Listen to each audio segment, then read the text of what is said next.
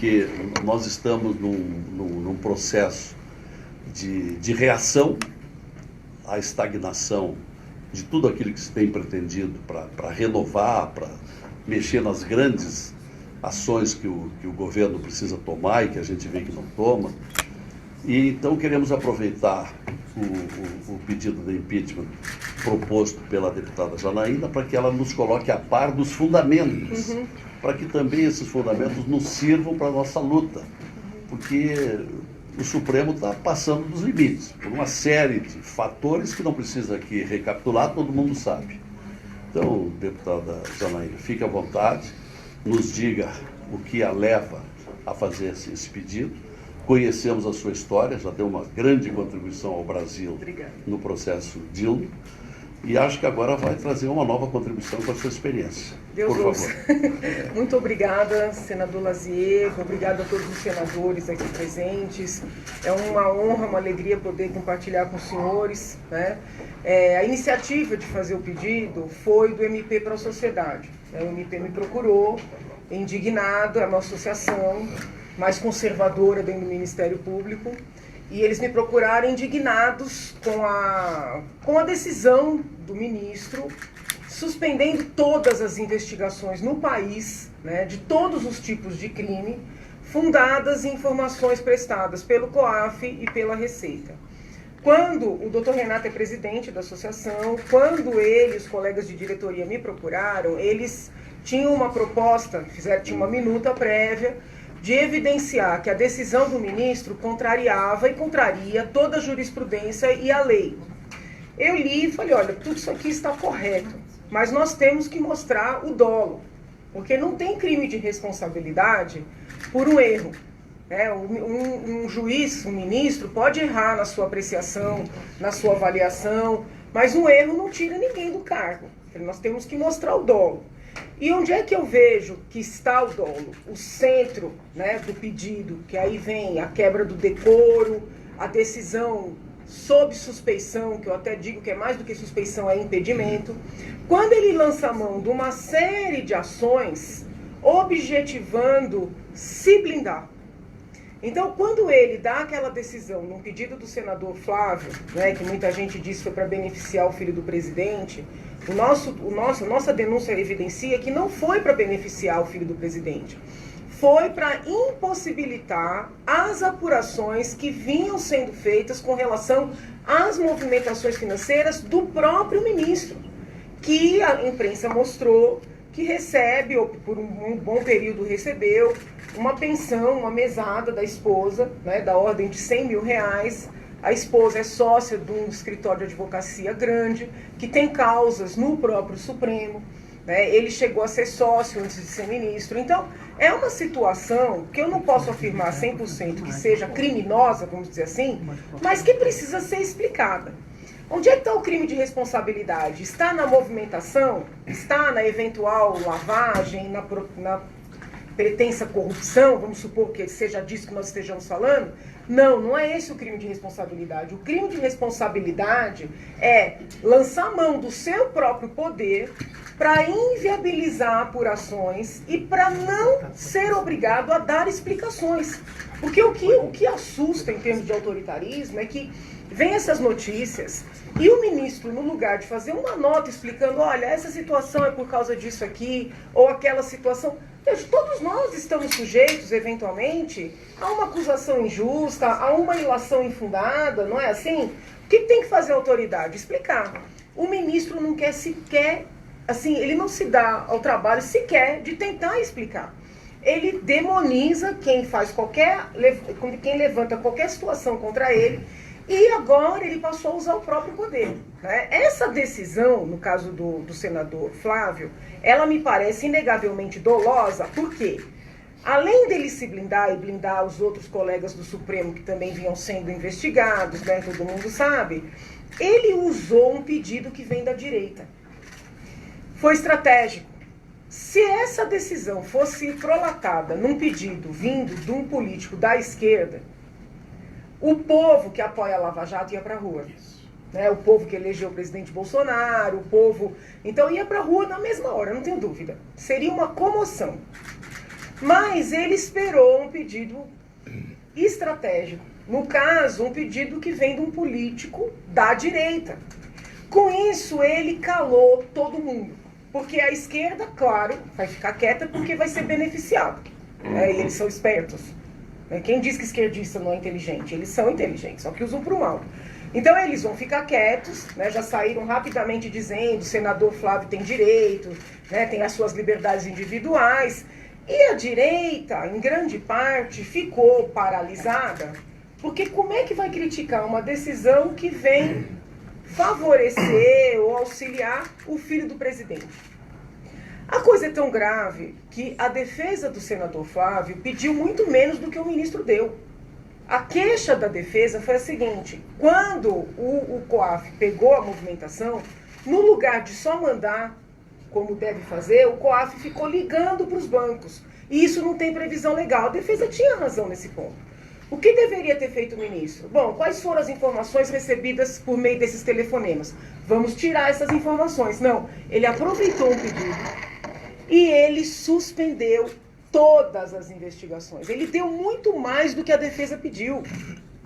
A gravidade se fortalece porque foi um pedido avulso, apresentado no recesso, num recurso extraordinário que não tinha nada a ver com o senador Flávio.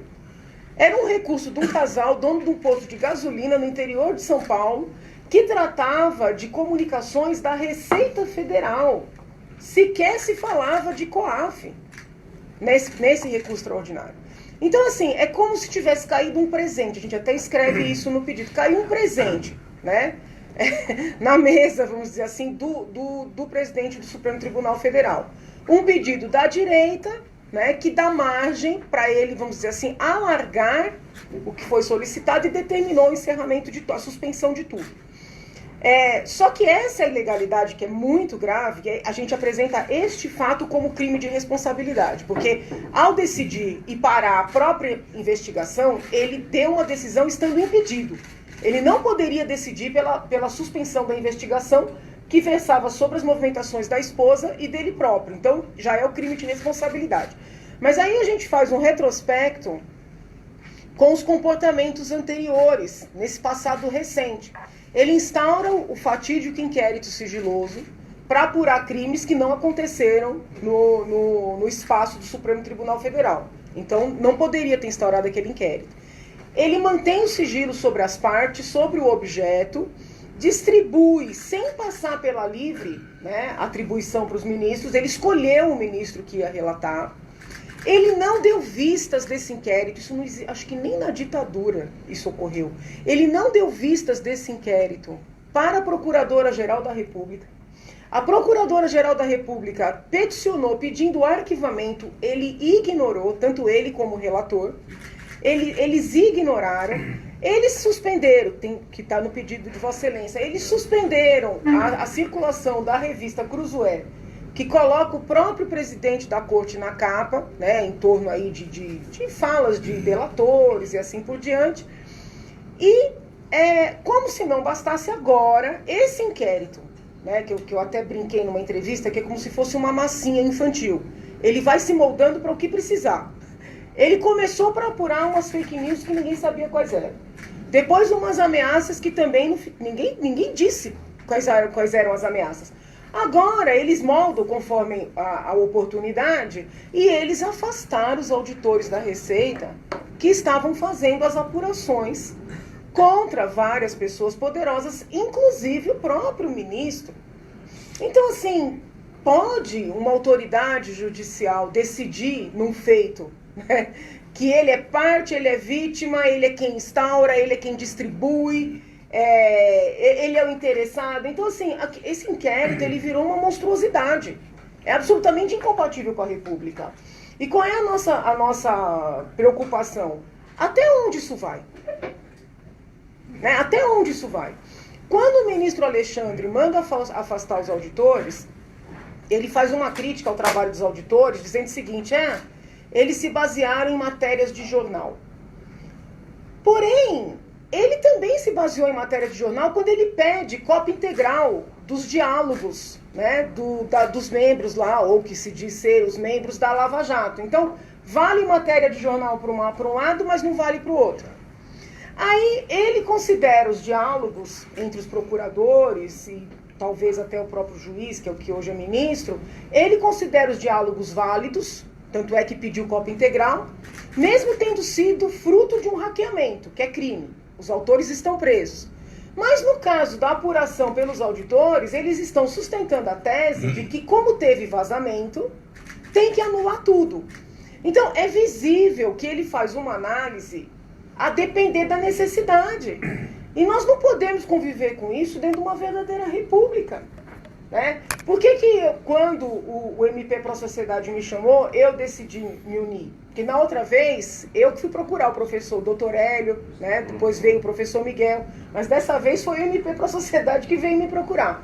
Porque eu percebi uma paralisação mesmo da sociedade. A esquerda aplaudindo, porque quer soltar o Lula, porque quer soltar todo mundo, blindar os demais que estão para ser alcançados. E a direita também, sem saber o que fazer, né, querendo defender o presidente, o filho do presidente. Porque, infelizmente, eu acho que o nosso povo ainda está muito viciado nessa necessidade de amar o governante. Né? Não basta eleger, respeitar, colaborar. Não, é uma necessidade de amar. Então, eles se sentem traidores quando observam algum ponto que não está bom. Eu falei, bom, ninguém vai falar isso aí. Porque os movimentos todos que nos apoiaram no outro impeachment estão, de alguma maneira, congelados diante do fato do ministro ter decidido num pedido do filho do presidente. Eu falei, bom, alguém tem que quebrar, vamos dizer, essa letargia. Foi daí que nós decidimos apresentar o pedido. Os procuradores do MP Pro Sociedade, eles estavam querendo, até pode ser objeto de discussão aqui, apresentar uma cautelar aqui para o Senado, para quebrar o sigilo do presidente do Supremo, para analisar essas movimentações. Eles entendem que se o Senado tem poder para julgar, tem poder para essas medidas preliminares também.